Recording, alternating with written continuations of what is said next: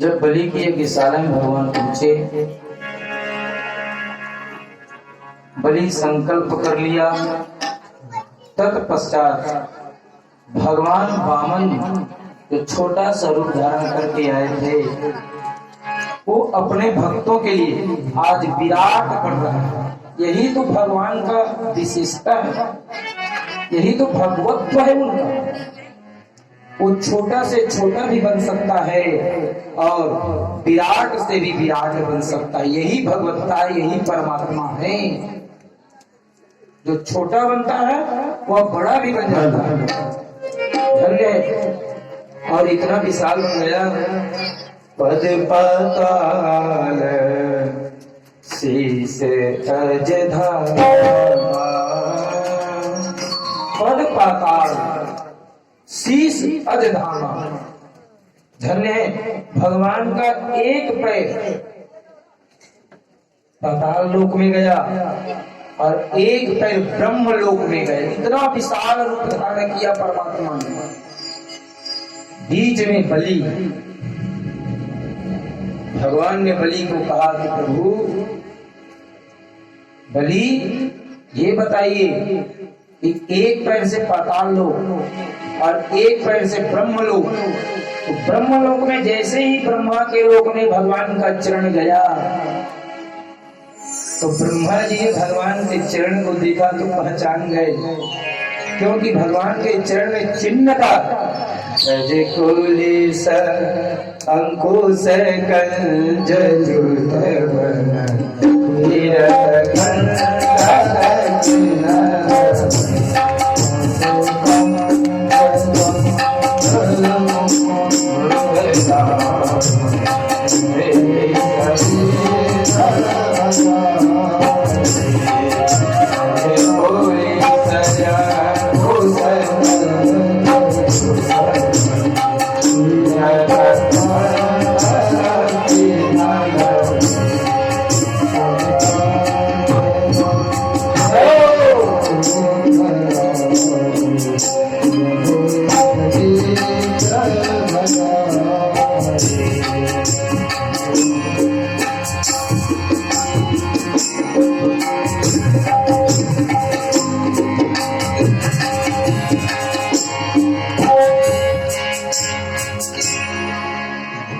कंज जी ने भगवान के चरण के चिन्ह को देखा कि ध्वज, कुलिस और अंकुश और कमल उनके चरणारविंद में है।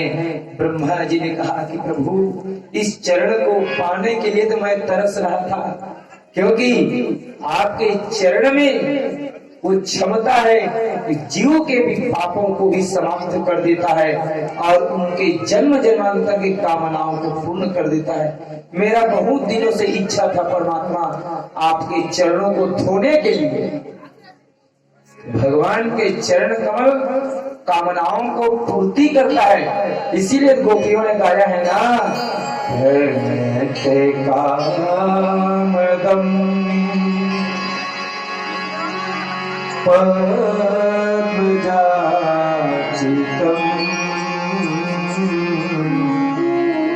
धरणि मंडलम ध्येयमापदि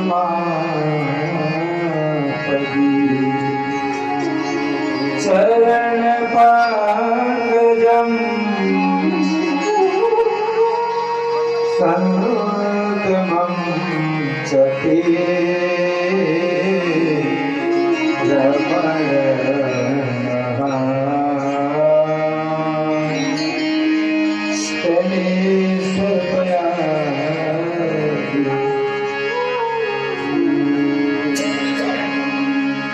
अब ब्रह्मा जी के कमंडल में,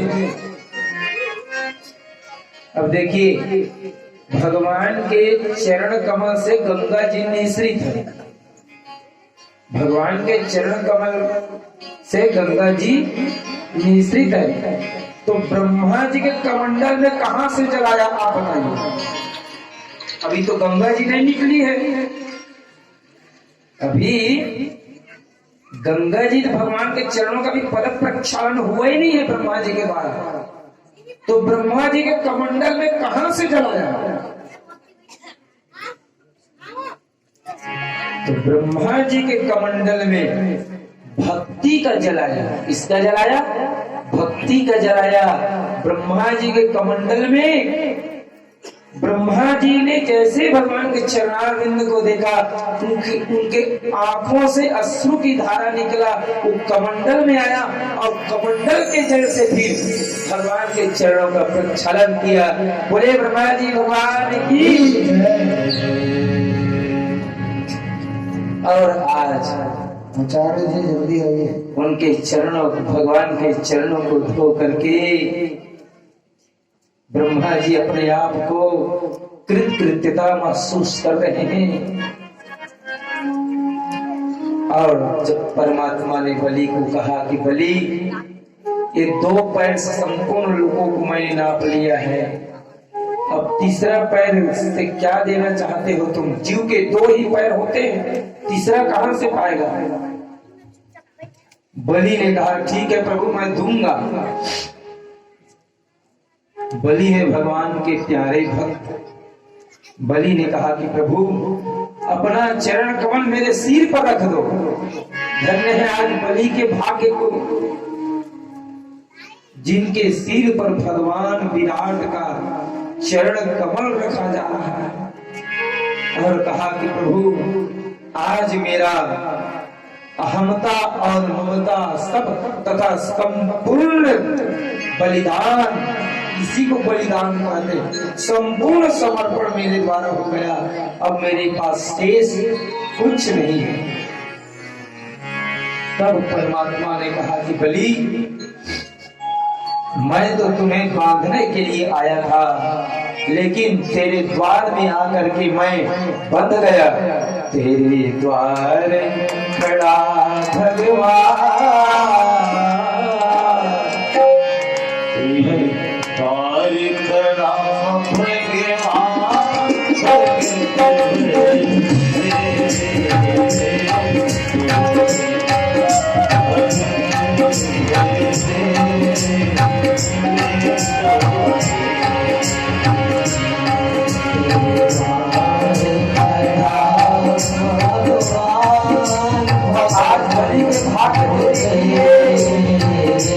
आज भगवान कामन के चरणों को धो रहे हैं।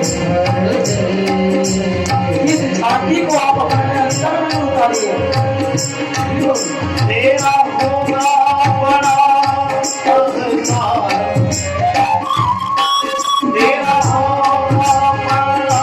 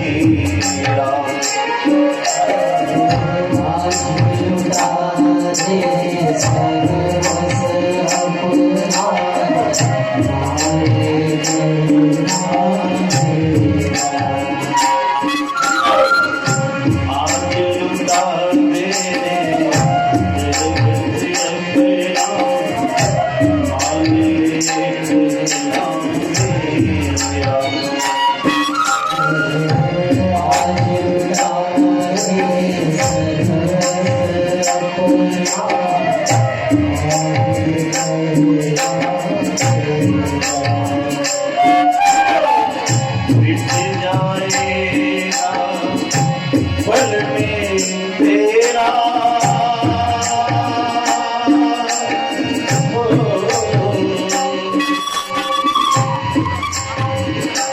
मिट जाएगा पल में तेरा जन्म जन्म का तेरा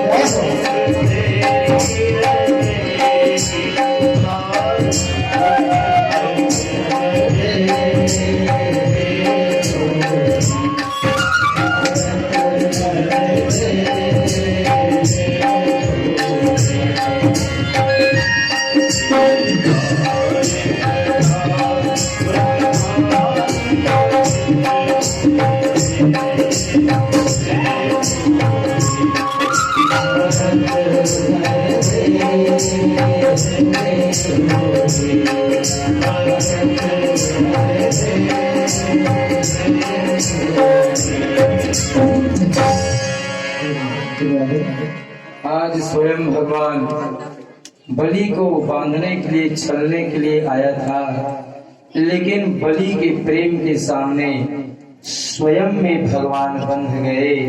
बोले वामन भगवान की। 5 मिनट से भगवान वामन के दिव्य छाती का पूजन कर लें, जैसे ही करना है। तब तक एक भजन, उसके बाद पुनः सभी कथा में प्रवेश करेंगे।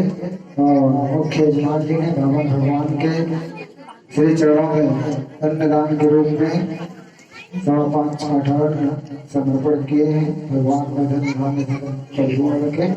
बोले वामन भगवान की जय। आइए हरे राम हरे राम राम राम हरे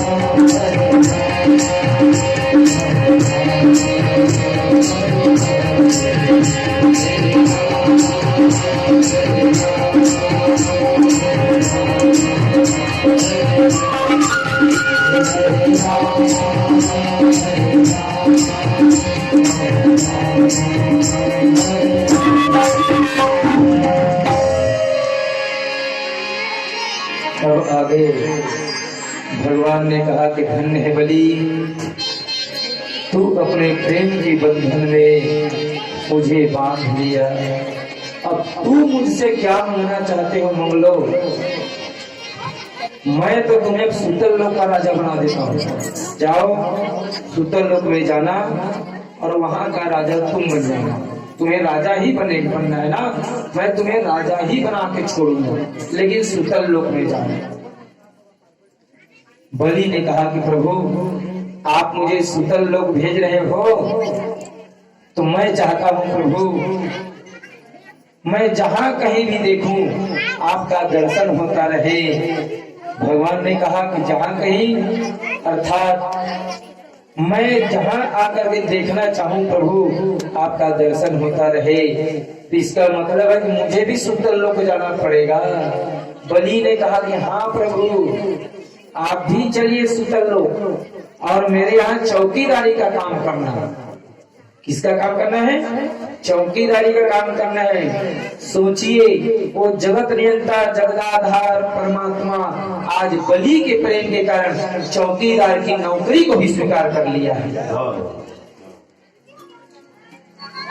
अब जब सुतल लोग गए, अब बहुत दिन हो गया, लक्ष्मी मैया सबसे पूछ रही है कि क्या हुआ, वो बलि के यज्ञशाला में गए थे, इतने दिनों से वो क्या कर रहे हैं, आखिर गए तो गए कहाँ हैं? लक्ष्मी मैया ने नारद जी से पूछा कि नारद तुम ही बताओ, भगवान के को पाने का मार्ग तू ही बता सकता है। नारद में ही ऐसा क्षमता है जो भगवान को पाने का मार्ग लक्ष्मी को भी बता दे। तब फिर नारद जी ने बताया कि मैया भगवान विष्णु तो सुतल लोक में हैं, बलि के यहाँ चौकीदारी कर रहा है इतने दिनों से। हाँ तो क्या वो साकेत नहीं आएंगे? भगवान ने नारद जी ने कहा कि वो बंधन में है, अभी नहीं आ पाएंगे। तो कैसे भी मिलेगा, आप युक्ति तो बताइए। नारद जी ने फिर लक्ष्मी मैया को युक्ति बताया भगवान को पाने का। लक्ष्मी मैया को कहा नारद जी ने कि मैया बलि का कोई बहन नहीं है और आगे रक्षाबंधन का त्योहार आने वाला है, तो बलि के पास आप जाओ,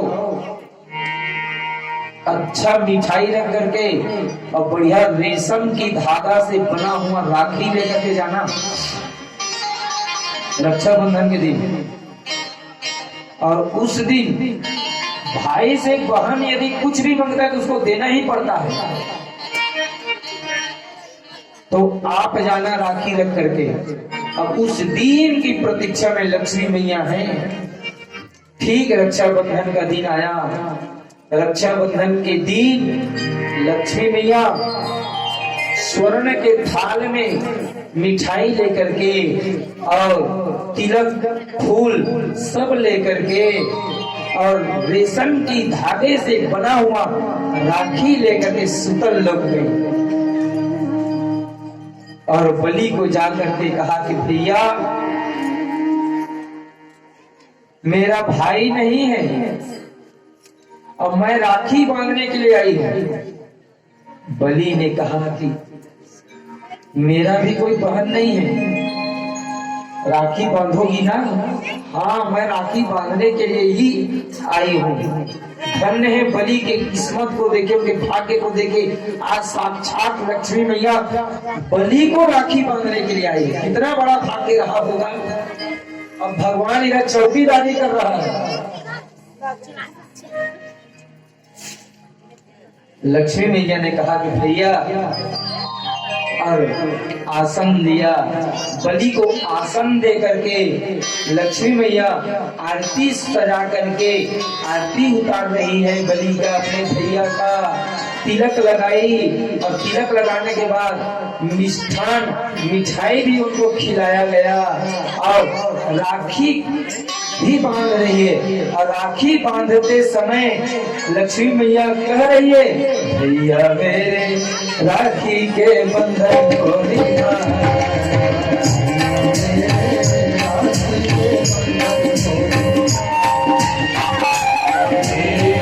राखी के बंधन को राखी के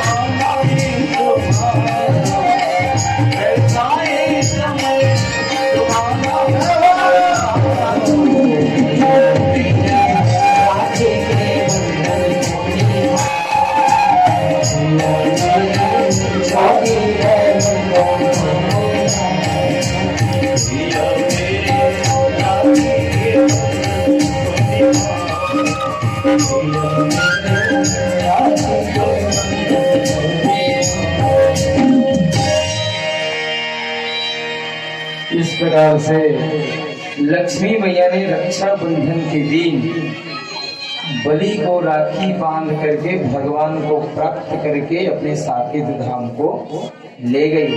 बोले आनंद कंद भगवान की। अब आगे मत्स्यावतार की कथा श्रीमद् भागवत में है। सत्यव्रत नामक राजा था। उन्होंने कृतमाला नदी में स्नान करते हुए भगवान सूर्य को अर्घ दे रहा था। हे सूर्य सहस्रांशो तेजोरास्ते जगत्पते अनुकंपय मादे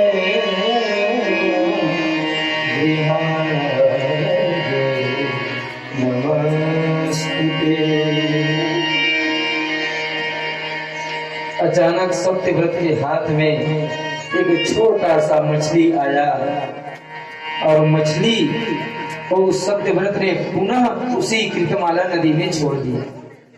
तो मछली ने बोलते हुए कहा कि राजन, मुझे इस नदी में मत छोड़ो।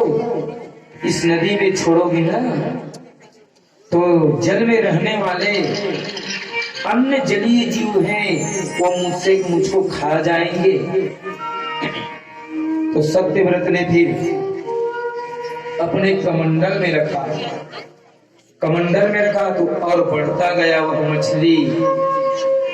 सत्यव्रत ने फिर उसको घर में लाया। घर में लाने के बाद उसको एक बड़ा पात्र में रखा। मछली का आकार फिर बढ़ गया। मछली का आकार जब बढ़ा तो फिर कहा कि राजन, मुझे कुछ बड़े स्थान में रखो जहां मैं अच्छे ढंग से स्वतंत्र रूप से विचरण कर सकूं। तब सत्यव्रत ने कहा कि प्रभु, अब मैं कहां रखूं? अंत में फिर समुद्र में उनको छोड़ा।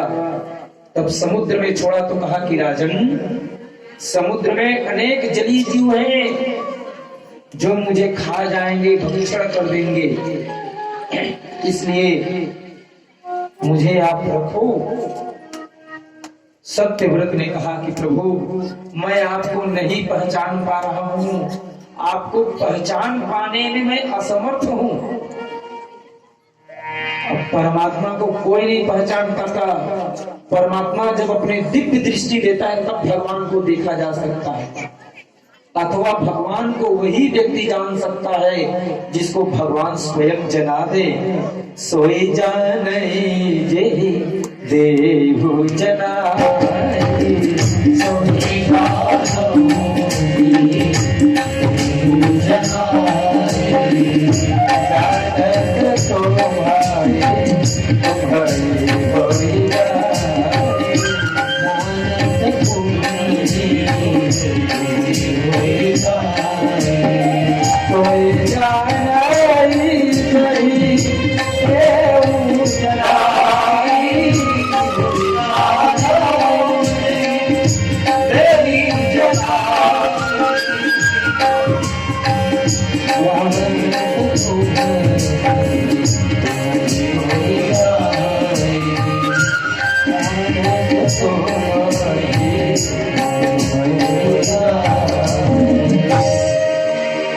तो जिसको प्रभु जनाना चाहे वही जीव भगवान को जान सकता है।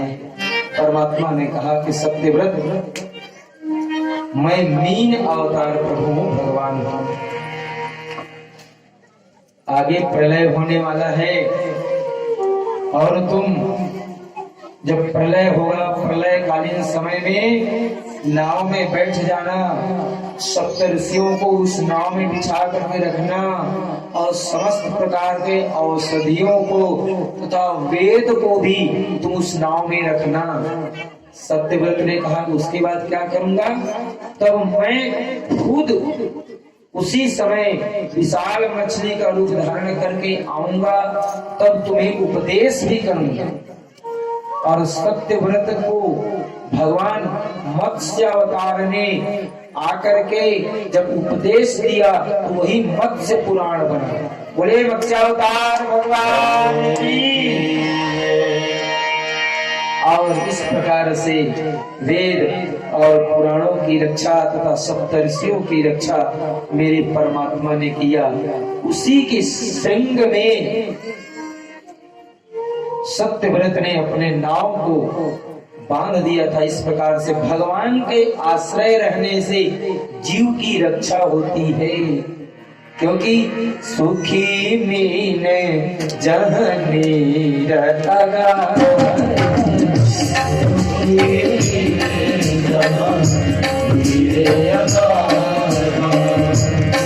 हरि शरण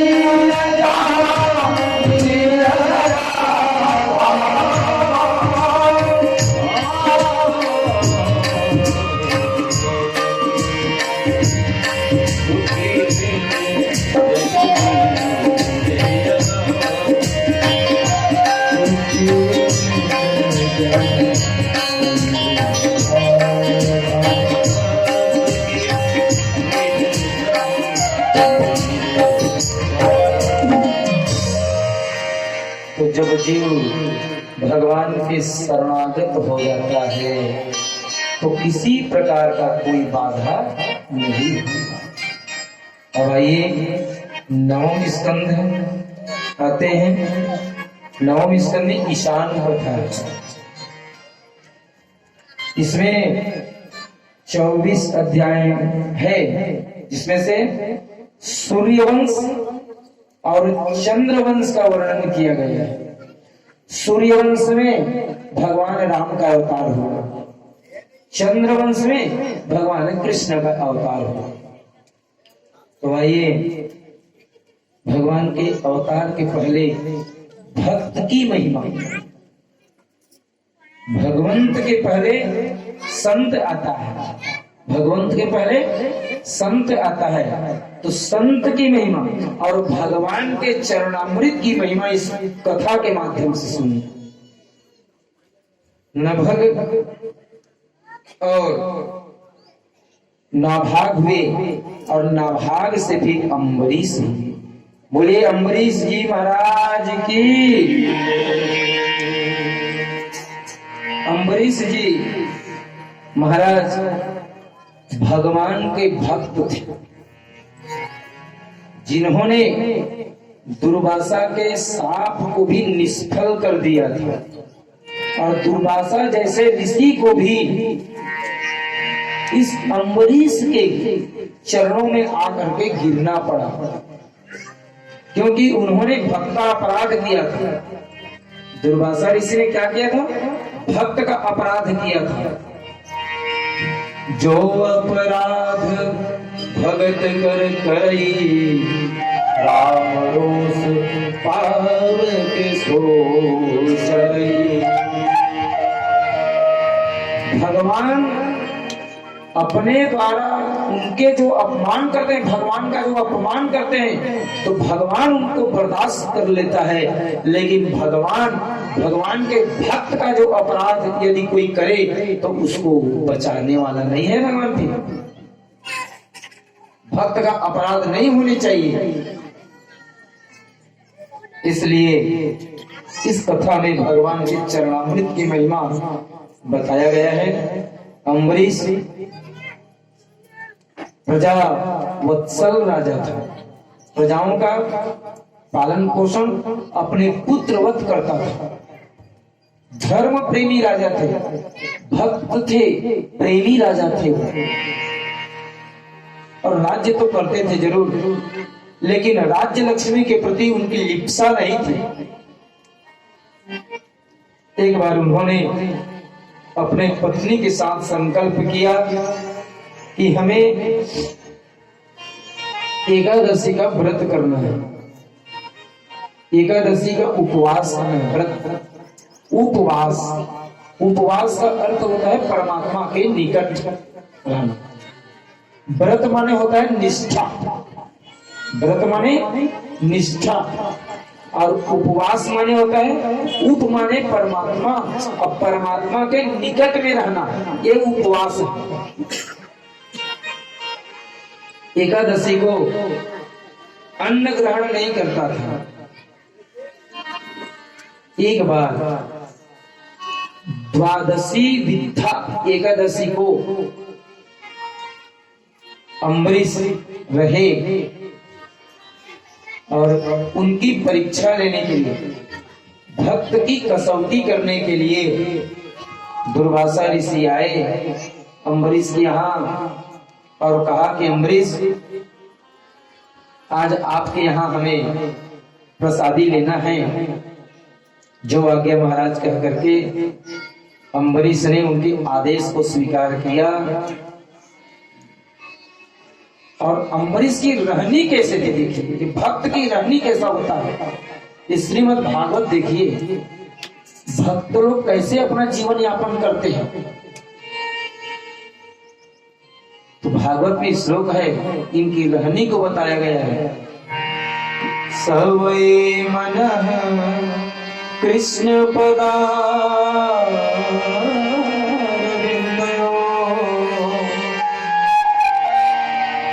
वचांसि वैकुंठ गुणानुवर्णने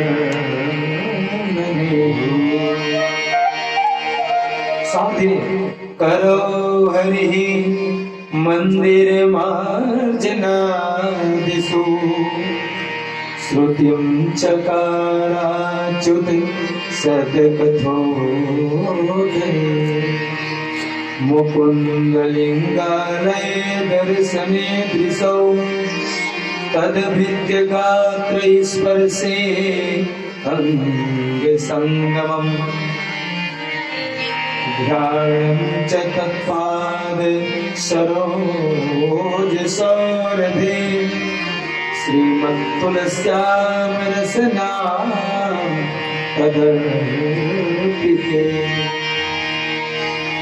पादो हरे क्षेत्रपदानुसर्पणे शिरो ऋषिकेश पदाभिवन्दने कामञ्च दासे तु कामकामया यथोत्तमश्लोक जनाश्रयारतिः।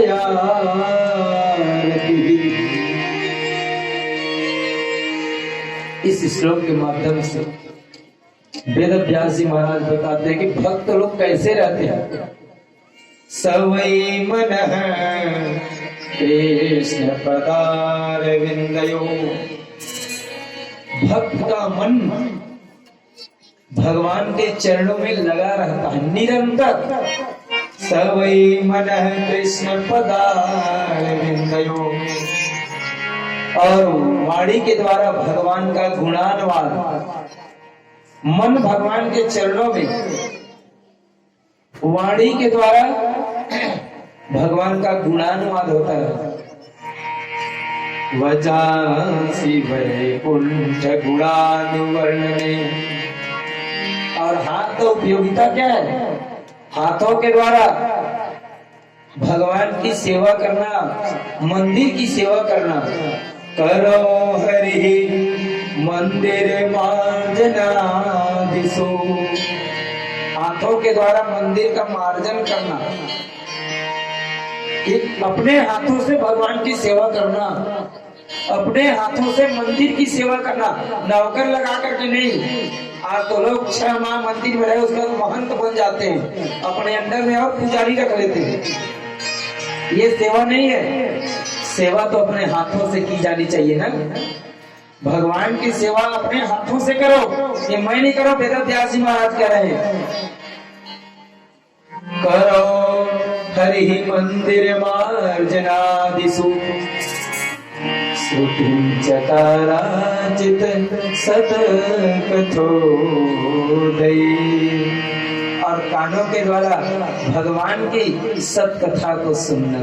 श्रुतिं चकाराचित सत्कथोदये मुकुन्दलिङ्गालये दर्शने दृशौ, आंखों के द्वारा भगवान की सुंदर झांकी को देखना। मुकुन्दलिङ्गालये दर्शने दृशौ तद्भृत्य गात्र स्पर्शे अंगसंगमम् ध्यानं च तत्पाद सरोज सौरभे श्रीमत्तुलस्यां रसना तदर्पिते। अब नासिका के द्वारा किसका गंध लेना है? परफ्यूम का नहीं, श्रीमत्तुलस्यां रसना तदर्पिते। ये तुलसी के मंजरी, ये है ना भागवत में चढ़ा हुआ है, ये तुलसी की मंजरी यहाँ, इसके सौरभ, इससे मिश्रित सुगंधी को लेनी चाहिए। ये भक्त की रहनी है। आज तो एक से एक दियो, एक से एक परफ्यूम लगा रहे हैं और इसको भूल गए। कितना सुंदर इसका गंध निकलता है, देखना, एक बार सुन के देखना। श्रीमत्तुलस्यां रसना तदर्पिते पादौ हरिः क्षेत्र पदानुसर्पणे। और पैरों की उपयोगिता क्या है? भगवान के तीर्थ स्थल जाना। ये तीर्थ जाने से ही और एक भाव लेकर के जाना भगवान का दर्शन करने के लिए। आजकल लोग तीर्थ जाते हैं लेकिन घूमने के लिए जाते हैं। कहाँ जा रहे हो? घूमने के लिए जा रहे हैं। कहाँ जा रहे हो? वृंदावन जा रहे हैं। अरे वृंदावन जाओ, एक भाव बना करके जाओ कि मैं गोपी हूँ। क्या हूँ मैं? गोपी हूँ। गोपी भाव लेकर के जाओ। वहां हमने देखा है वृंदावन में अनेक गोपियां भगवान कृष्ण को अपने हाथों में, गोपाल जी, छोटा सा लड्डू गोपाल देखे हो ना, भगवान कृष्ण के गोपाल स्वरूप को रख करके और वृंदावन की परिक्रमा करते हैं। और धन्य सौभाग्य से हम लोगों को भी भगवान गोवर्धन नाथ का परिक्रमा करने का अवसर मिला है मित्रों। हम लोग पिछले बार गए थे।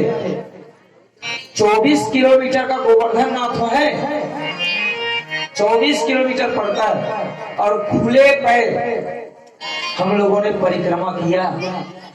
9 घंटे में परिक्रमा हुआ है और कोई चिंता नहीं, खाने पीने का कोई चिंता नहीं। वहां इतने लोग बांटने के लिए लगे हुए, खिलाने वाले बहुत हैं वहां। आप परिक्रमा करके तो देखो गोवर्धन नाथ का। मेरा छोटा सा बच्चा 9 वर्ष का है, उन्होंने भी 9 घंटे तक के परिक्रमा किया गोवर्धन नाथ का। और जहां आप लोग जाते हो ना अभी, उसके ठीक 17-18 किलोमीटर जाओगे तो भगवान गोवर्धन का मुख्य द्वार है। वहां भगवान का भोग लगाने का अवसर मुझे मिला है। जब परिश्रम करोगे, परिक्रमा लगाओगे, तब वहां पहुंचोगे। ये है गोवर्धन नाथ का परिक्रमा। एक बार गोवर्धन नाथ का परिक्रमा हो जाता है, जीवन निहाल हो जाता है, जीवन को एक नई दिशा मिल जाता है। धन्य आज मेरी आंखों में वह दृश्य दिखाई दे रहा है। बोलिए गोवर्धन नाथ भगवान की। कल गोवर्धन नाथ की परिक्रमा करेंगे। यहाँ अच्छा से झांकी बनाएंगे गोवर्धन नाथ का। ऐसा लगेगा कि हम गोवर्धन नाथ की परिक्रमा कर रहे हैं। अब गोवर्धन नाथ में विभिन्न प्रकार के 56 प्रकार के व्यंजन का भोग लगता है। यदि हो सके तो अपने घर से कल बना करके लाना, भाव से कि मैं गोवर्धन नाथ को आज भोजन कराऊंगा। गोवर्धन नाथ के लिए कल प्रत्येक लोग बना करके लाइए अपने अपने घर से। यहाँ भोग लगेगा और सबको प्रसादी वितरण होगा। ये जजमान लोग तो करेंगे, लेकिन आप लोग भी कम से कम अपने आप को, अपने हाथ की सदुपयोगिता, अपने हाथ से बना करके भगवान को कल भोग लगाना। यहाँ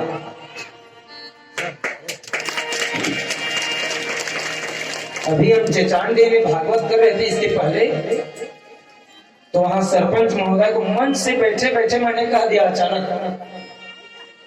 कि सरपंच जी आपको गोवर्धन नाथ का पूजा करना है कल, और सब पत्नी आकर के पूजा करना। बहुत पुण्य मिलता है गोवर्धन नाथ की पूजा करने से। उन्होंने 11,000 का 56 प्रकार का व्यंजन भोग लाया और पूजन सपत्नी किया उन्होंने, और बताया कि महाराज जी गोवर्धन नाथ का पूजा किया ना तो मुझे एक नई दिशा मिल गया महाराज जी, नई दिशा। उस दिन से मेरे जीवन में एक नया मोड़ आया। वो खुद बताया। यह है गोवर्धन नाथ की पूजा करने का फल। अरे भगवान से अपने आप को जोड़ो, संबंध को जोड़े कम से कम। यही तो संबंध है भगवान से जुड़ने का। कथा में उसी व्यक्ति को आनंद नहीं आता जो व्यक्ति अपने आप को कथा से नहीं जोड़ता, दूर में रहता है। अपने आप को जोड़ो कथा से, तब आनंद आता है। आप लोग अपने आप को जोड़ के रखे हो तब आनंद उठा पा रहे हो। कन्हैया से निकट तो बना करके रखो। एक बार अपने आप को जोड़ के तो देखो। इस आयोजन का उद्देश्य यही है और मेरा भी उद्देश्य यही है। आप कोई चकोतरी मत देना, केवल भगवान के चरणों में प्रेम को दिखा दो, जोड़ दो, संबंध जोड़ दो।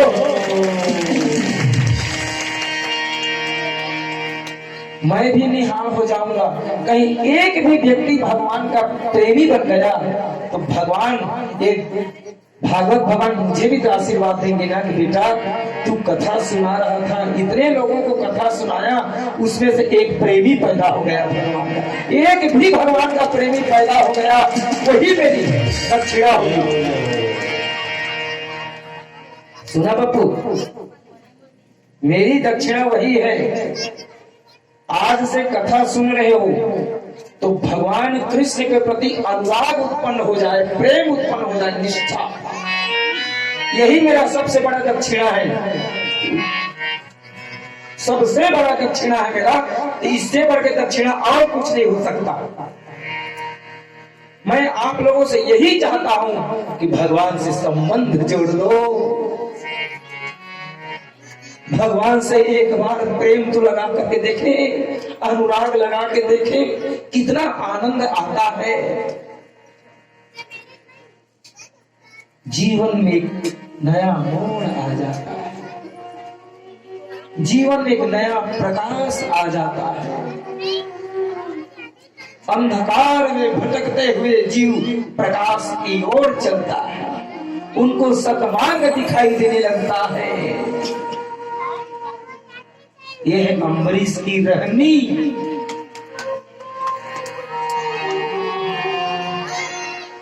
और आगे 9वें स्कंद में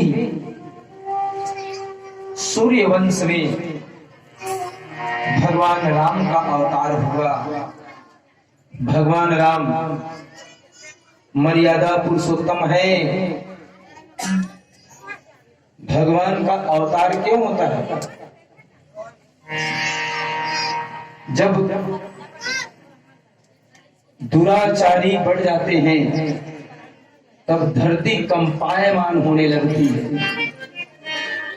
और धरती जब कांपने लगती है तब वो ब्रह्मा के पास जाती है और प्रार्थना करती हुई कहती है कि हे प्रभु, मुझे ये दुराचारी का बोझ सहन नहीं होता, दुराचारियों का बोझ मुझे सहन नहीं होता। बढ़ई असुर अधमय अभिमानी, ये असुर लोग बढ़ रहे हैं और आप आकर के मेरी रक्षा करें। धरती मैया साक्षात भगवान से प्रार्थना करती है और धन्य है भगवान भी अवसर ढूंढते रहते हैं, कोई तो मुझे बुलाए धरती पर, कोई तो मेरा माता पिता बने। और भगवान जिसको चुनते हैं वही भगवान का माता पिता बनता है। अयोध्या में महाराज दशरथ रहते थे, चले अवधपुर की ओर।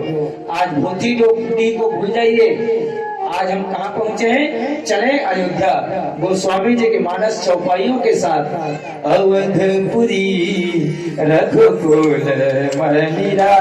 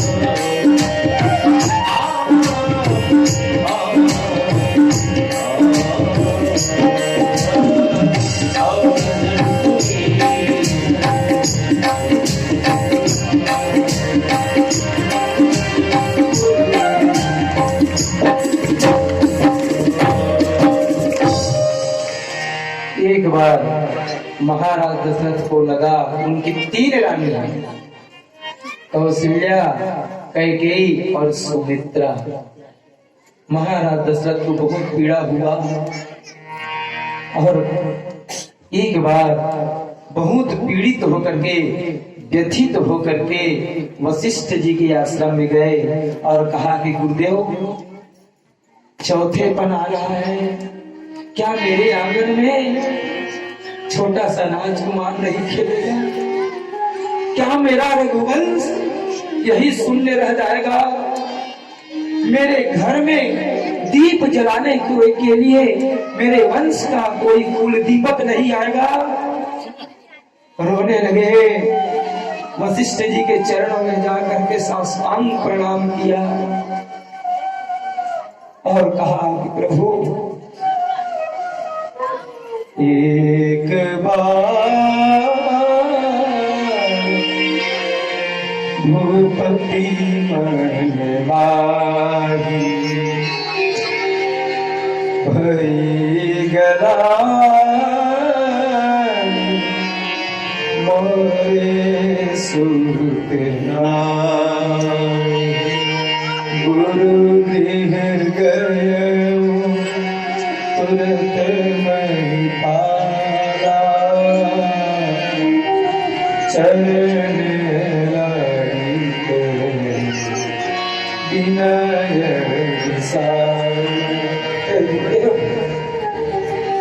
मुझे आज बहुत विषाद है, मेरे घर में कोई संतान नहीं है। गुरु वशिष्ठ ने कहा कि राजन, तुम सही समय में आए हो। हे राजन, धैर्य धारण करो। महाराज दशरथ ने कहा कि प्रभु, कितने दिन तक मैं धैर्य धारण करूं? और धैर्य टूटा जा रहा है। गुरु वशिष्ठ ने कहा कि धैर्य धीरा कोई है सोच चाहे। राजन, तुम तो एक संतान के लिए कहते हो, तुम्हारे यहाँ 4 पुत्र आएंगे।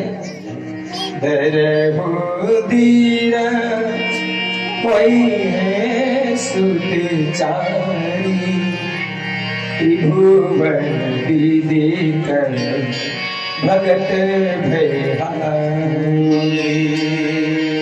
धैर्य धारण करो राजन, तुम्हारे यहाँ एक नहीं 4 संतान है।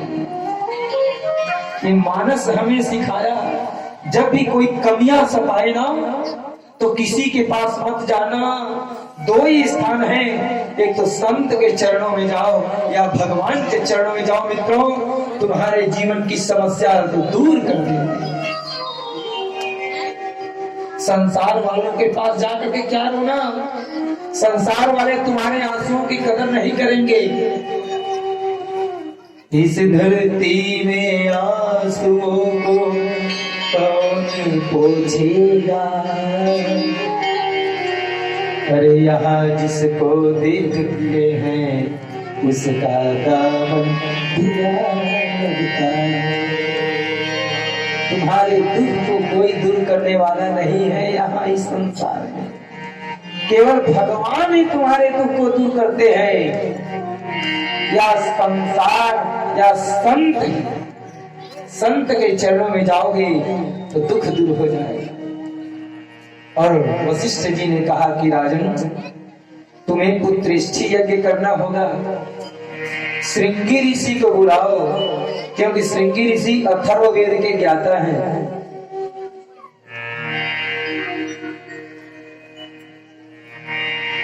श्रृंगी ऋषि को बुलाया गया। व्यास मन से मैं सुनहले जी को बहुत बहुत अभिनंदन करता हूँ। मित्रों, एक बार सुनहले जी के लिए आप सभी लोग तालियों के गड़गड़ाहट से स्वागत करेंगे। सुनहले जी कबीरधाम जिला से आ रहे हैं, कवर्धा से, नेऊर गांव से।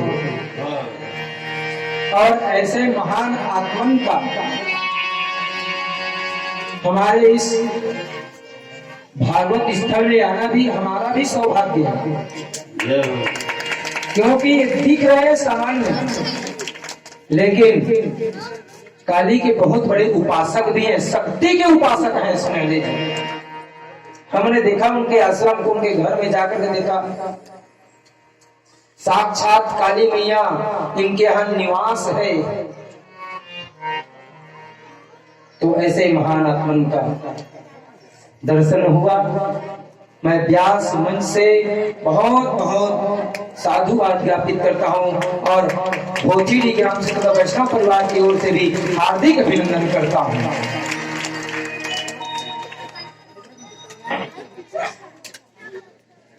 तो श्रृंगी ऋषि को बुलाया गया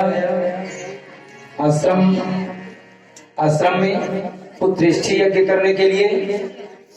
अब महाराज दशरथ भी विराजमान है। श्रृंगी ऋषि आकर के पुत्रेष्ठी यज्ञ प्रारंभ किया।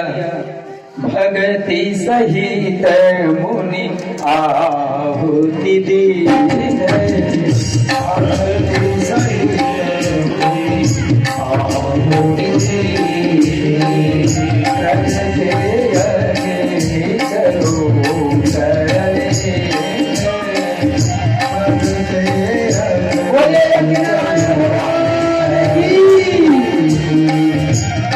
भगति सहित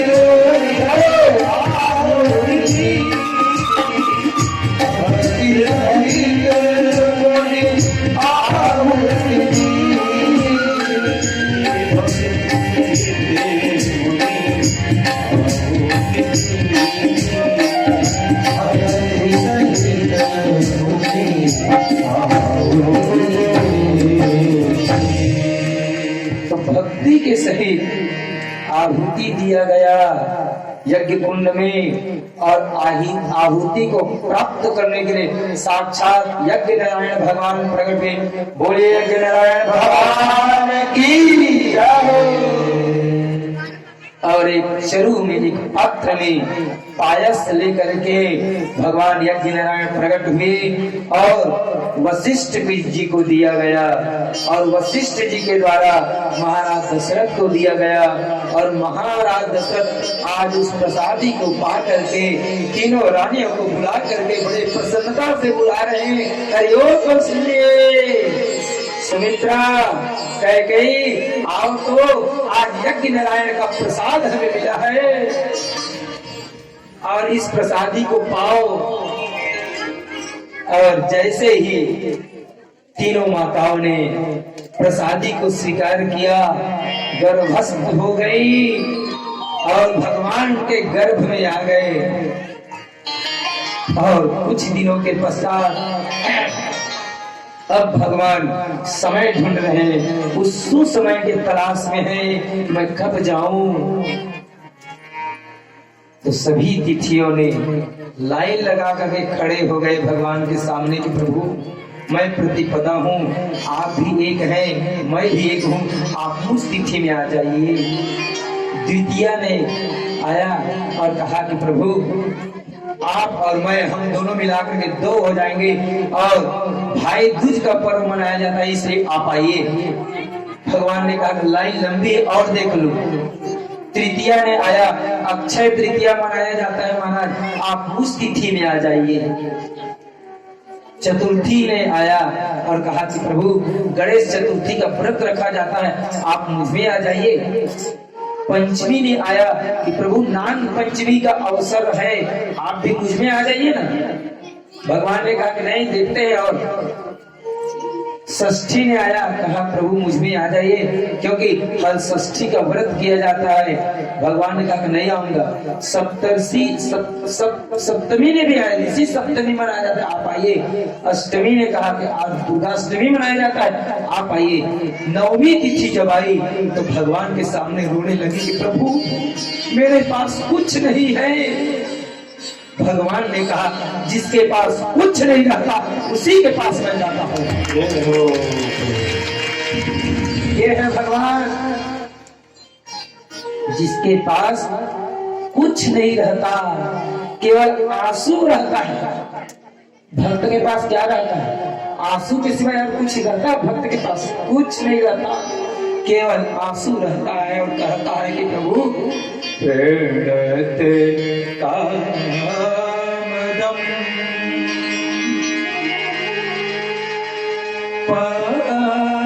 पद्मजाचितम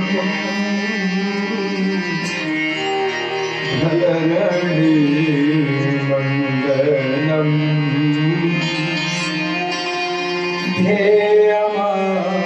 ध्येयमापदि चरण पंकजा सतमं चते रमणनः स्तने स्वल्पयाति। मुझ में कुछ नहीं, मैं खाली हूँ, मैं रिक्त हूँ। लोग मुझे रिक्ता तिथि कहते हैं। भगवान ने कहा राघव ने कि नवमी मैं तुझ तिथि में आकर के लोग भले ही रिक्ता तिथि कहते लेकिन मैं तुम्हें पूर्ण तिथि बना देता हूँ। ये है परमात्मा। और नवमी तिथि को नवमी तिथि मधुमास पुनीता, नवमी तिथि मधुमास पुनीता, नवमी तिथि मधुमास पुनीता, मधुमास पुनीता, शुक्ल पक्ष अभिजिता हरिप्रीता, शुक्ल पक्ष अभिजिता हरिप्रीता। अब भगवान अयोध्या में कौशल्या के भवन में नवमी तिथि को मधुमास और अभिजीत मुहूर्त में, विशिष्ट मुहूर्त अभिजीत मुहूर्त में भगवान ठीक दिन को 12 बजे आए। जय हो। कौशल्या के कमरे में कौशल्या देख करके आश्चर्य में पड़ गई कि प्रभु ये नीलमणि आप कौन हो? भगवान ने कहा मैं तुम्हारा पुत्र हूँ। कौशल्या ने कहा आप मेरे पुत्र नहीं हो सकते, आप तो चतुर्भुज रूप में हो ना। भय प्रगट कृपाला दीन दयाला कौशल्या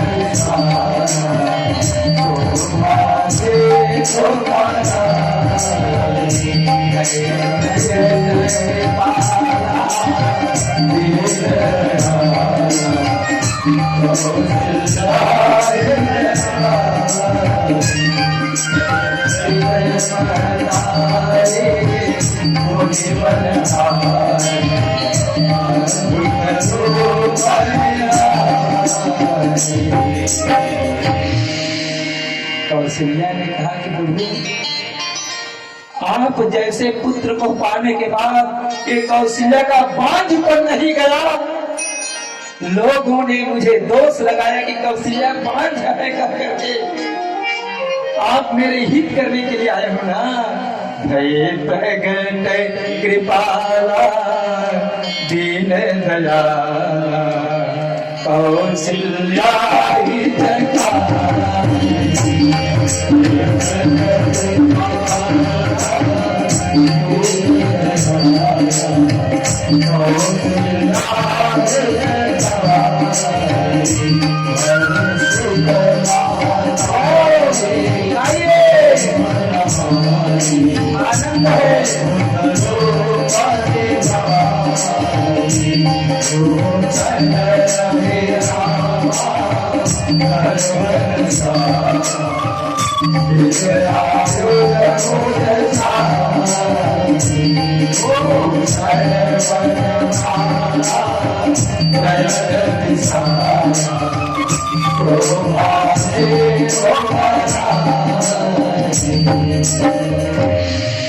ये भगवान की स्तुति कौशल्या ने किया।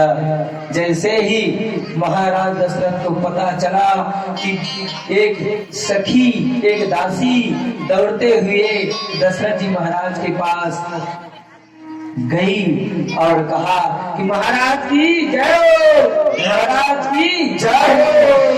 महाराज दशरथ ने पूछा क्या है? उस दासी ने बताया कि महाराज लाला भयो है। क्या भयो है? तब तो फिर क्या कहना, दशरथ जी के आनंद को 60,000 वर्षों के बाद आज पाया है भगवान। 6 वर्षों के बाद, 60,000 वर्षों के बाद, इतने प्रतीक्षा करने के बाद महाराज दशरथ ने भगवान को पाया है। उनके आनंद की क्या कहना। बाजे बाजे रे बधाई भैया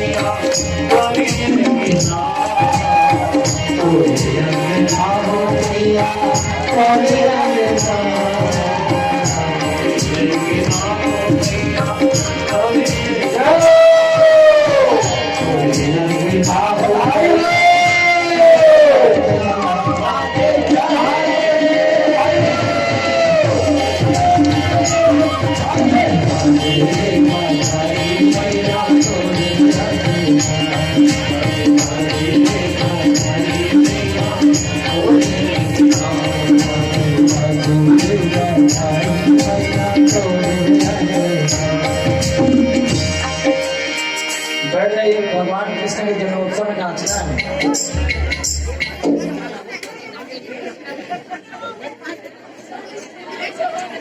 शांत हो जाइए,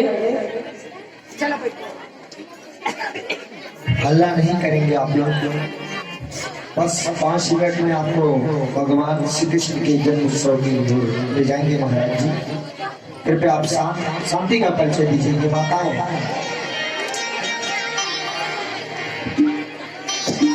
मोबाइल चालू करा कथा नहीं, तू ही मैं सुना, मैं सुना था।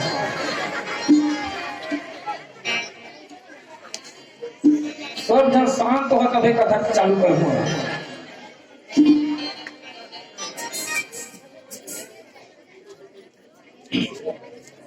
तो भगवान राम सूर्यवंश में उत्तीर्ण हुए। अब श्रीमद् भागवत में राम कथा तो उतना विस्तार पूर्वक नहीं कहा जा सकता। यदि राम कथा सुनना है तो राम कथा का आयोजन करना इसी मंच में, तब पूरा 9 दिन का राम कथा सुनाएंगे। तो देखिए भगवान राम के मुख्य रूप से 5 लीला बड़े गहराई से सुनना। उसके बाद कृष्ण जन्म का आनंद लूटेंगे। बढ़िया प्रसादी का व्यवस्था है, चिंता मत करना। आज थोड़ा लेट में जाकर के खा लेना।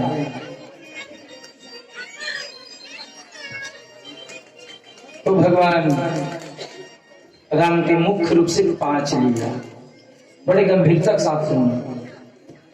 सबसे पहला है बाल लीला। भगवान की पहला लीला है बाल लीला। और देखिए राम कथा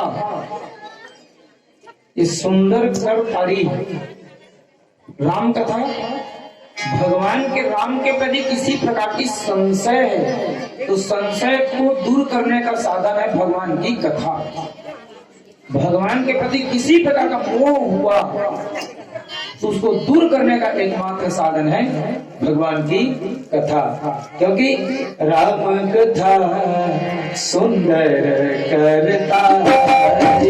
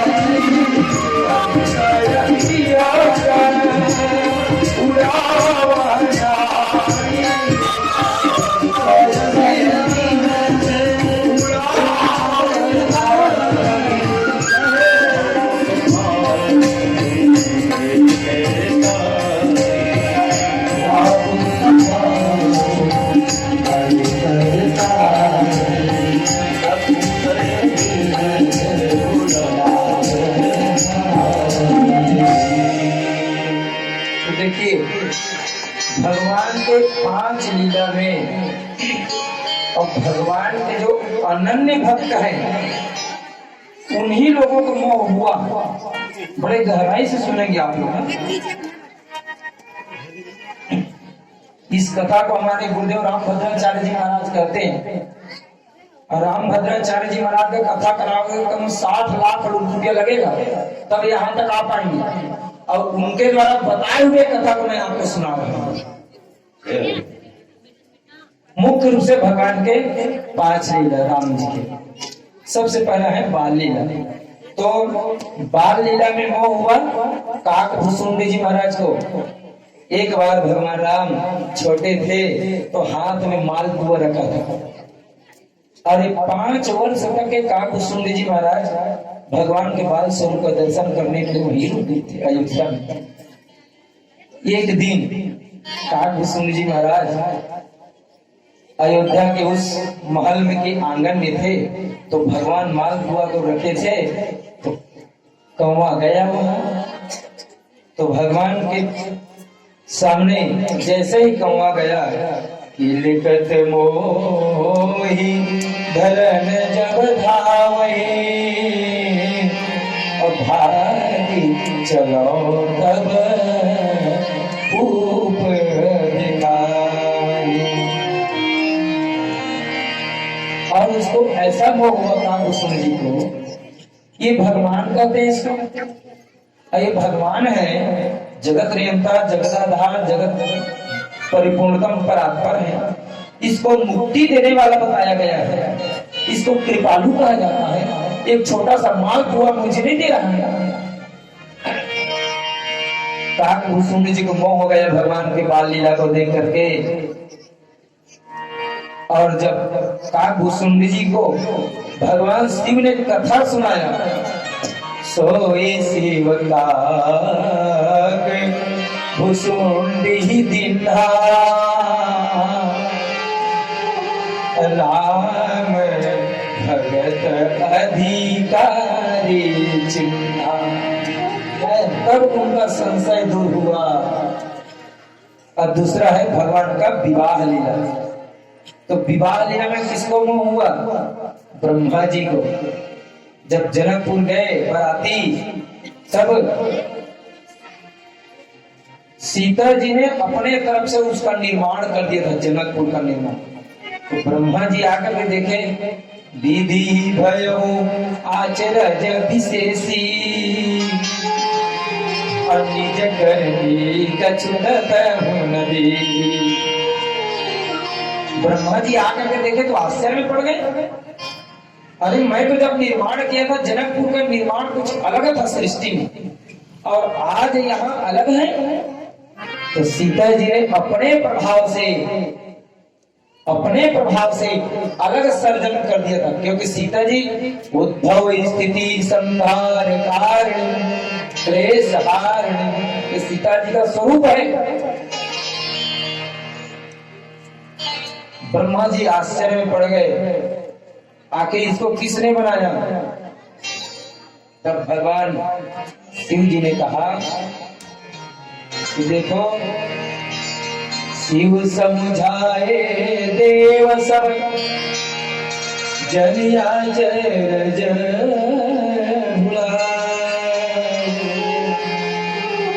हृदय विचार धीर धरे रघुवीर ब्रह्मा, तुम आश्चर्य में मत पड़ो, क्योंकि श्री सीताराम जी का विवाह है और वो तो अलग से रचना करने में सामर्थ्य है, इसलिए यहाँ अपनी करनी मत देखो, निज करनी कछुकता हूं न देखी। तब भगवान शिव ने समझाया तो उनका मोह दूर हुआ। अब आ गया वन लीला। तो वन लीला में किसको मोह हुआ? सती जी को मोह हुआ कि नहीं? सती जी को मोह, कथा सुना चुका हूं मैं। और आगे रण लीला। तो रण लीला में गरुड़ जी को मोह हुआ। और गरुड़ जी कौन है? गरुड़ महाज्ञानी गुणराशि,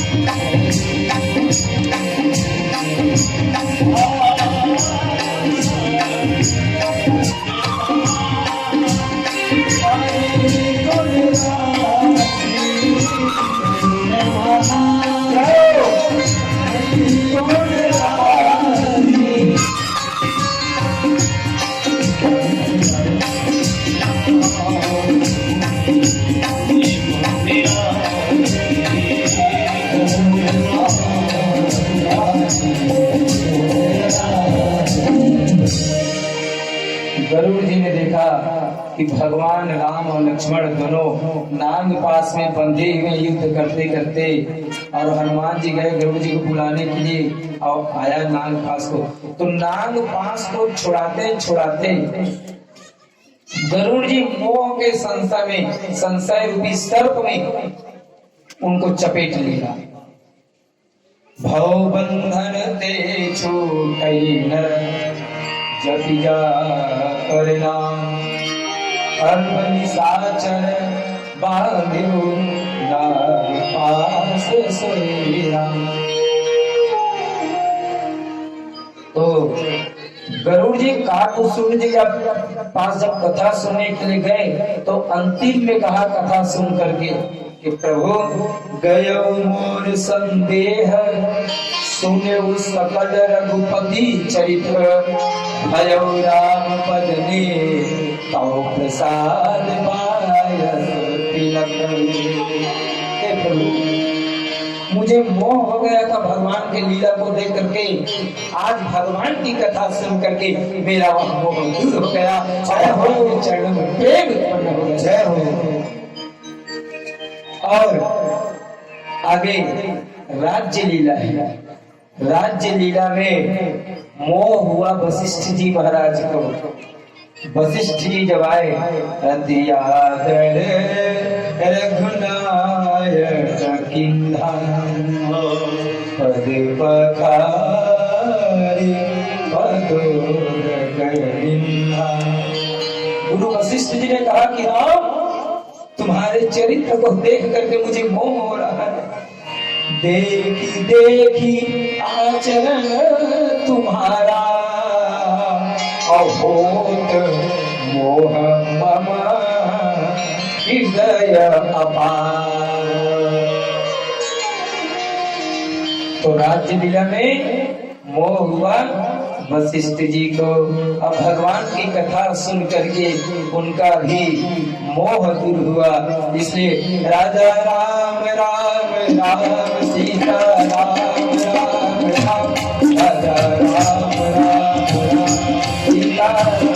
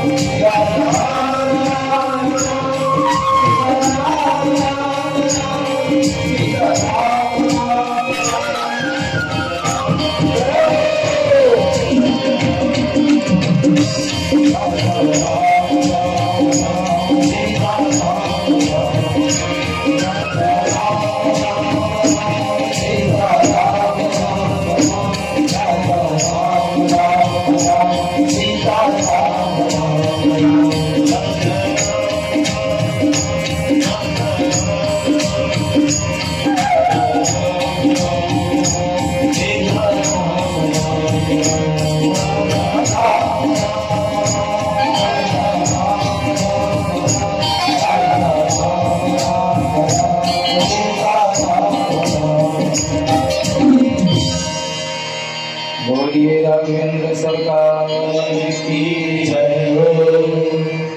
अब आइए, जिस काल की हम सब प्रतीक्षा कर रहे हैं, भगवान कृष्ण के जन्मोत्सव मनाने के लिए, है ना। यहाँ सब भगवान कृष्ण क्या मनाएंगे? जन्मोत्सव मनाएंगे। जय जय। तो अपने बच्चों के जन्मोत्सव मनाते हैं तो खूब नाच गान होता है। केक कोई लाया क्या? नहीं लाया? केक लाना था बढ़िया। सब चीज को सिखाना पड़ता है। यही तो है, भगवान के साथ संबंध नहीं जोड़ पा रहा। जब अपन लड़का होते तो 6 महीने पहले तैयारी करे चालू कर देता। ये मेरी मोर लड़का के जन्मदिन है ना, मैं डीजे लगा, हाँ पूरा गांव भर के मिलता दे, हाँ अब बढ़िया ऑर्डर में केक मंगा। लेकिन भगवान के लिए कुछ नहीं भगवान के लिए। ठीक है, कुछ भी नहीं लाए, लेकिन भगवान भाव के होंगे। तुम खुद आ गए, यही सबसे बड़ी बात है।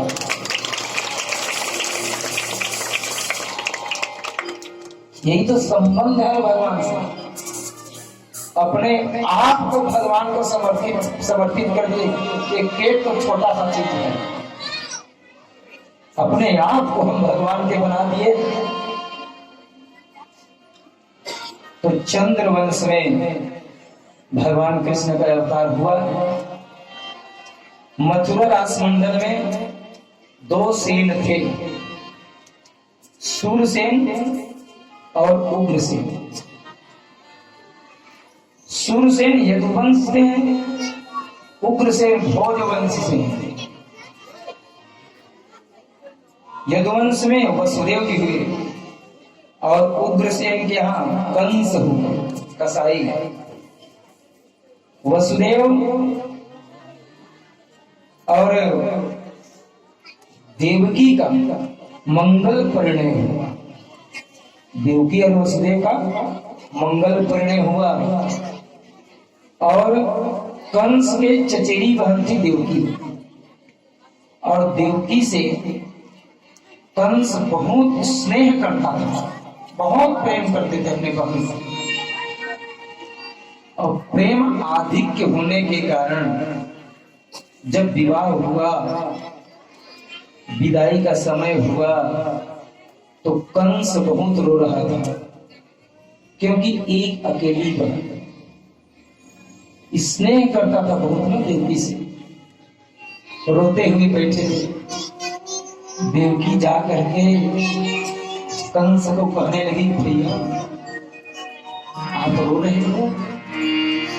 हाँ बहन, तू आज से चली जाएगी, अब मुझे प्रेम से भैया कह करके कौन बुलाए? देवकी ने उन्हें ढांढस बंधाया और उसके पश्चात रथ पर आरूढ़ हो गई देवकी और वसुदेव। तब कंस ने आकर के कहा कि बहन, मैं तुम्हें छोड़ने के लिए जाऊंगा। मित्रों, देवकी के जीवन की समस्याएं कब प्रारंभ हुई, यही देखिए। देवकी के जीवन की विडंबना को देखिए।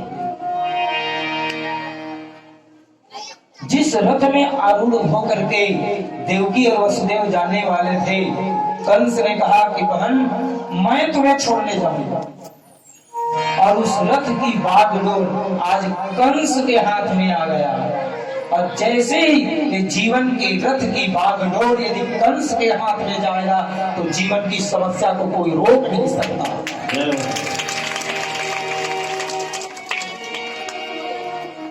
जीवन की रथ की बागडोर कंस के हाथ में न होकर के कन्हैया के हाथ में हो जाएगा। अरे 5 पांडव 5 जने थे ना, रण क्षेत्र में महाभारत के युद्ध में अर्जुन के रथ की बागडोर किसने संभाला? कन्हैया ने संभाला ना। और कन्हैया ने उनको विजय दिला करके छोड़ा। यत्र कृष्ण यत्र पार्थो धनुर्धरः, जहां कृष्ण रहेंगे वही विजय लिखा हुआ। और जहां कंस आ जाए, जीवन में विडंबना, समस्या से पूरा ग्रस्त। जैसे ही छोड़ने वाले थे, जाने वाले थे, आकाशवाणी हुआ। आकाशवाणी ने कहा कि कंस, जिस बहन को तू छोड़ने जा रहा है ना, विदा करने जा रहा है, ठीक इसका 8वां संतान तुम्हारा काल होगा। कंस ने इस आकाशवाणी के बात को जैसे सुना, देवकी के केस को पकड़ करके रथ से गिरा दिया और तलवार निकाल लिया। और जैसे ही शिरोच्छेद करने वाले थे, वसुदेव ने आकर के कहा, कंस तू वीर है, अरे इसके हाथ का मेहंदी का अभी रंग छूटा नहीं है, तू शिरोच्छेद करने चला है। कंस तुम चिंता मत करो, देवकी को मत मारो। कंस का बहुत प्रशंसा किया वसुदेव जी ने। और जो अहंकारी व्यक्ति होता है ना, उसके सामने प्रशंसा कर दोगे तो छोड़ देता है जो काम करने वाला रहता है। कंस ने कहा छोड़ देता हूं।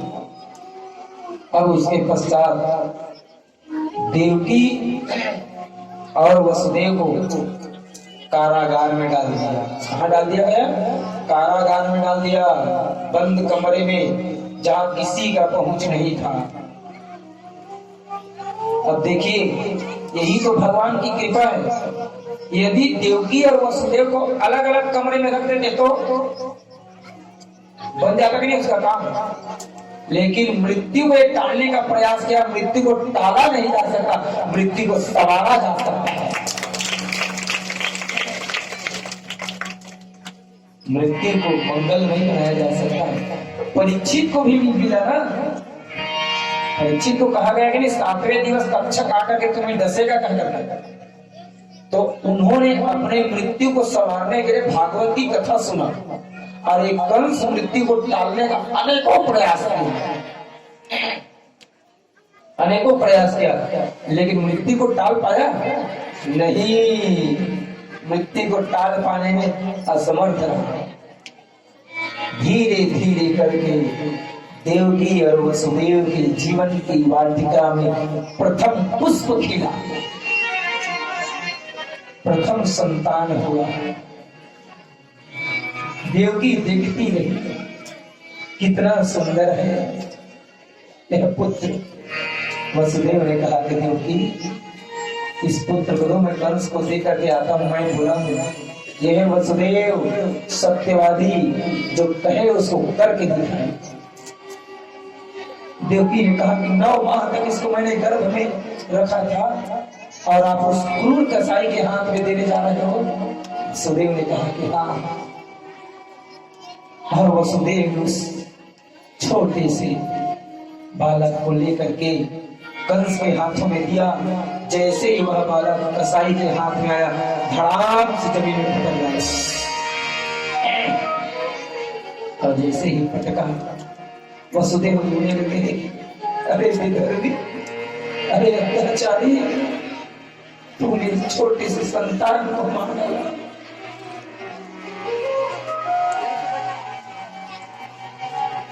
धन्य है, इस कथा को मैं जब पढ़ता हूँ तो मुझे आज का दृश्य दिखाई देता है। कंस तो कम से कम संतान को बाहर आने देता था, और आज के माता पिता गर्भ में ही भ्रूण हत्या कर डालते हैं। कंस से भी आगे बढ़ चुके हैं।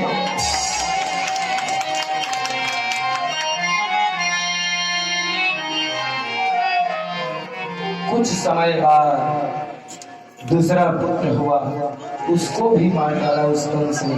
धीरे धीरे करके 6 पुत्रों को उस कंस ने, उस कसाई ने मार डाला।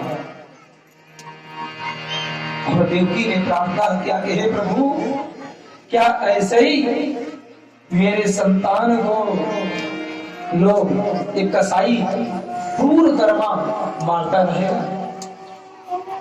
भगवान ने फिर अपने योग माया को कहा, संकर्षण को, 7वें गर्भ को रोहिणी मां के गर्भ में डलवाया गया। संकर्षण को बलराम भैया को, और ठीक 8वें संतान के रूप में अब स्वयं आने जा रहे हैं। उस दिन का, उस समय का तलाश में है भगवान कृष्ण।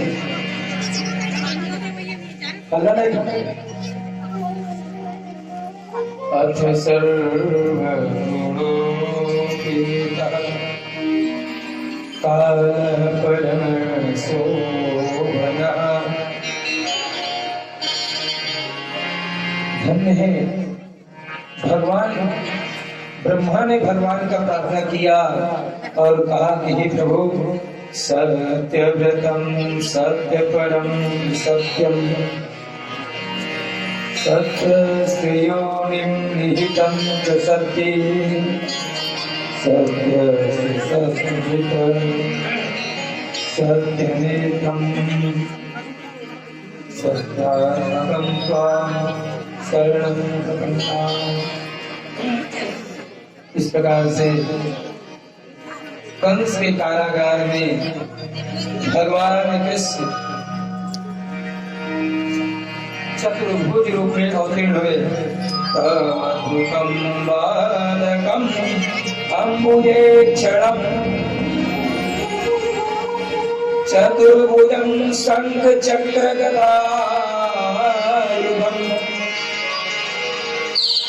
श्रीवत्स लक्ष्मण गलशोभितं पीताम्बरं साम्यपयोधशोभरम्।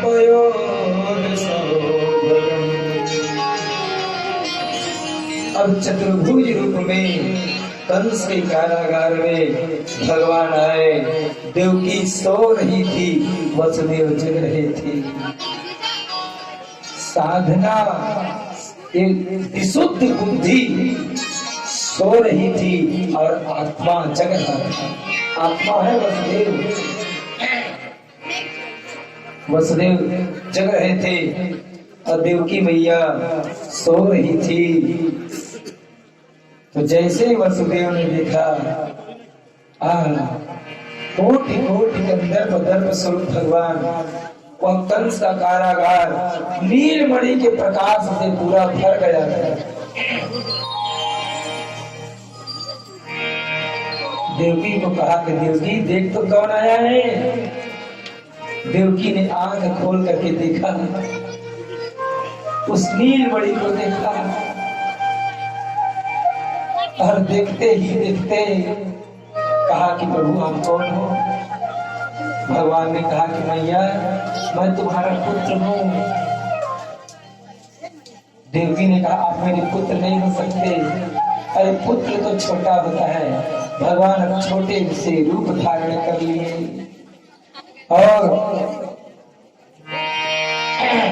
वसुदेव को कहा कि बाबा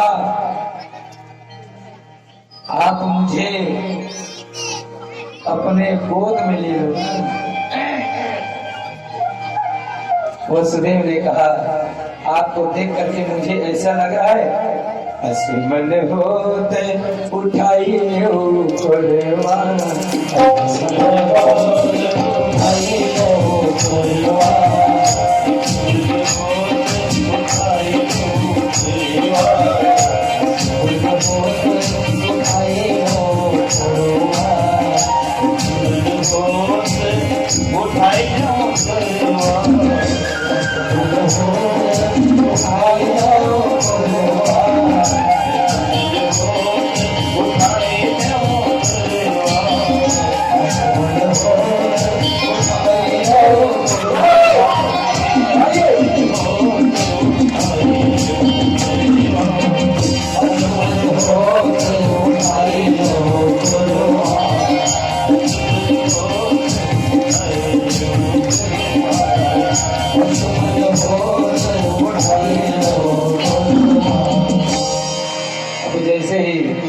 वसुदेव के हाथ में वह ब्रह्म आया, उनके बेड़ी टूट गया अपने आप।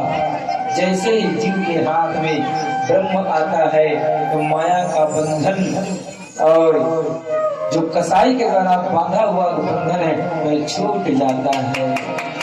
और फल लाने वाले टोकरी में रख करके वसुदेव जी महाराज आज नंद गांव ले जा रहे हैं, क्योंकि भगवान कृष्ण ने कहा कि बाबा मैं यहाँ सुरक्षित नहीं रह पाऊंगा, मुझे नंद गांव जाना है, मुझे यशोदा मैया के यहाँ जाना है। और ठीक रात्रि को 12 बजे भगवान कृष्ण को लेकर के नंद बाबा धीरे धीरे छोटे कदमों से आ रहे हैं। वसुदेव जी महाराज लेकर के आ रहे हैं कृष्ण भगवान को। अरे और बीच में यमुना मैया पड़ गई और यमुना मैया विशाल काल तरंग से बढ़ा रही है।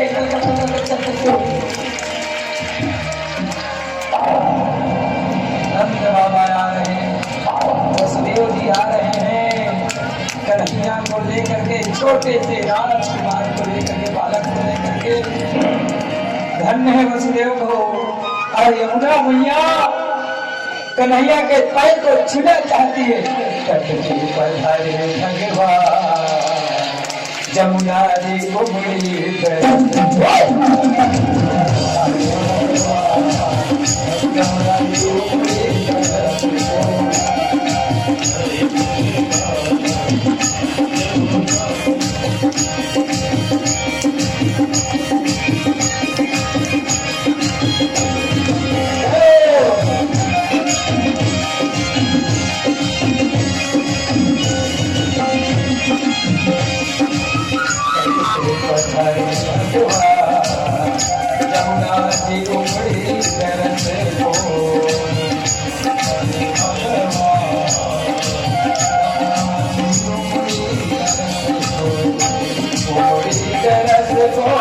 पावन परस को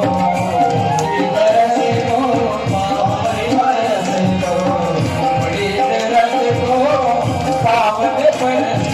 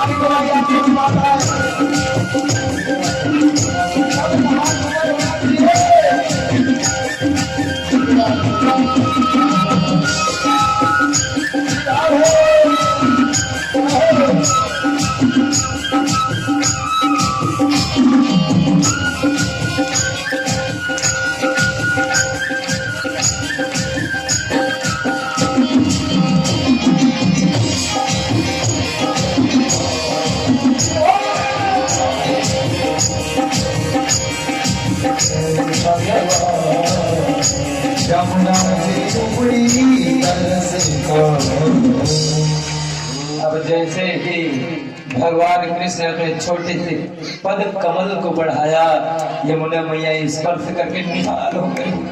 कहा कि धन्य है जगदाधार, इतने दिनों से मैं आपके चरणों को पाने के लिए तरस रही थी और आज आपका चरण मिल गया, मैं निहाल हो गई।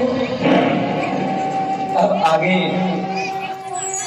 वसुदेव जी नंदगांव के निकट पहुंचे, यशोदा मैया के दरबार में पहुंचा और यशोदा मैया के बगल में रख दिया। और उसको रखने के बाद वहाँ जो योग माया सो रही थी उसको ले करके वसुदेव जी पूरा मथुरा आ गए। और अब रात्रि गया और जब योग माया को लेकर के मथुरा आए तो सुबह हुआ, कंस को पता चला तो इस बार कन्या हुई है। तो कन्या को देखा उन्होंने, जैसे ही पटकना चाहा वह कन्या कंस के सिर को ठोकर मार के ऊपर चली गई। बोलिए दुर्गा मैया की जय हो।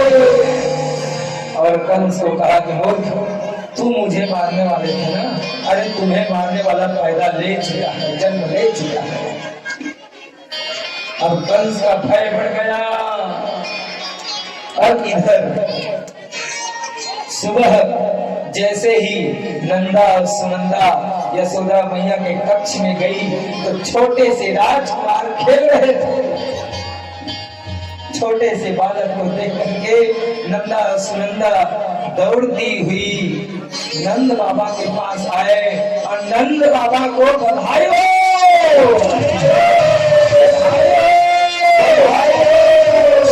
नंद बाबा ने पूछा कहना क्या हुआ है। तब नंदा और सुनंदा ने कहा कि भैया कुछ दो तभी हम बताएंगे। नंद बाबा ने कहा कि अपने गले के हार को निकाल करके सुनंदा के गले में डाल दिया, जय हो, और कहा कि लाला भयो है, लाला भयो है, क्या भयो है, लाला भयो है। तब नंद को इतना आनंद आया, नंद गया नंद भयो,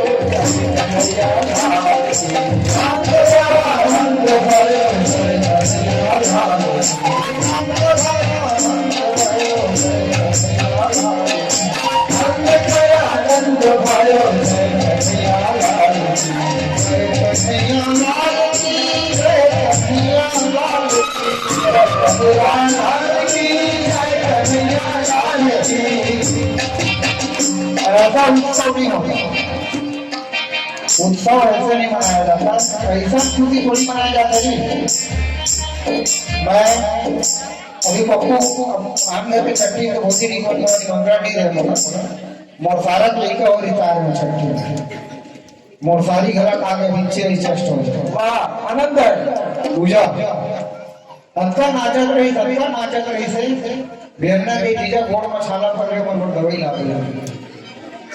तो ऐसा उत्सव होना चाहिए, चेहरा थोड़ा सा चमक झलकना चाहिए।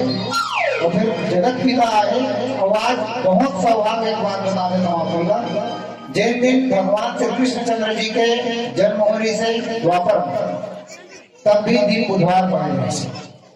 भगवान श्री कृष्णचंद्र जी के नाम भी श्री कृष्णचंद्र जी रही से और सौभाग्य से जो बालक प्राप्त भगवान श्री कृष्णचंद्र जी बने के अवसर प्राप्त हुए एहू बालक के नाम गलत खाना होगा। एक बार और बधाई और सभी लोग ताली बजाते हुए और खड़े होकर आनंद लूटो। नंद भरा नंद भरा